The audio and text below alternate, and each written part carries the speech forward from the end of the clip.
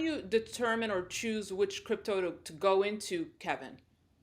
That is an excellent question. And the only way you can treat crypto and different coins and tokens and blockchains and productivity tools is to think of it this way. Bitcoin is not a coin, it's software. Ethereum is software. Solana is software. HBAR is software. It's all software. And I don't know which of these is going to work, so I take a portfolio approach. I've got 20%, which is the maximum I can put into the operating company. That's as much as I can put in, but I've got 32 positions within that 20% holding. And now I have to wait and see what emerges. I'm going to get some losers. I'm going to get some winners, but Yeah. I only need one big winner to get a great return. I don't know which one Is it's going to be. is there one that could be the next Bitcoin, or is there no next Bitcoin? I don't think you're ever going to pass the granddaddy crypto that's going to continue to become harder and harder to mine and just get more scarce. It's real estate to me. To me, it's AAA office real estate. I'm holding my coins in perpetuity. My assumption is it'll at least match the index's performance over time, if not beat it. But productivity tools like Solana, which would increase the speed of transactions on blockchain by 100-fold, I think that has a lot of potential. I want to own that. I like what's happening with Avalanche. I like what's happening with Helium. I own that too. I like a lot of these different properties. Polygon, another one that's aggregating transactions to reduce gas fees on Ethereum. These are all good ideas. I've met all the developers. I'm very fortunate I get into their deals and I take positions long term. I Yeah. don't know who's going to win. I have no idea, but I bet in my portfolio I got a couple of winners. It's like Shark Tank. Basically. Okay, let's talk about adoption for a second here. 2020, 2022, they say will be a huge year for the crypto space in terms of adoption. We've seen, for example, the licensing of Binance in Dubai. What do you think will be huge adoption steps this year, Kevin? I think the only adoption that really matters for Yeah. institutional allocation is the SEC and the US regulator setting policy on stablecoins, Bitcoin, blockchain. We've got enough bills on the table now to start to take these and adopt some of the suggestions inside them. We need the regulator to regulate.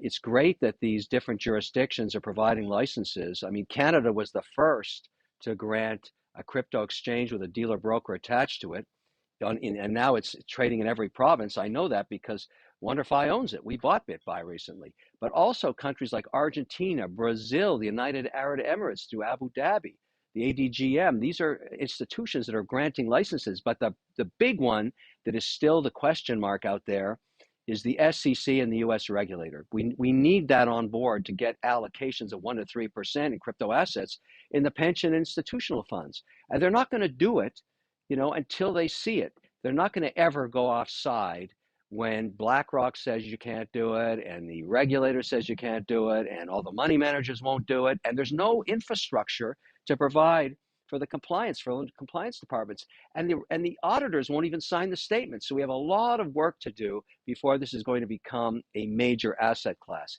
and it's all around policy and regulation.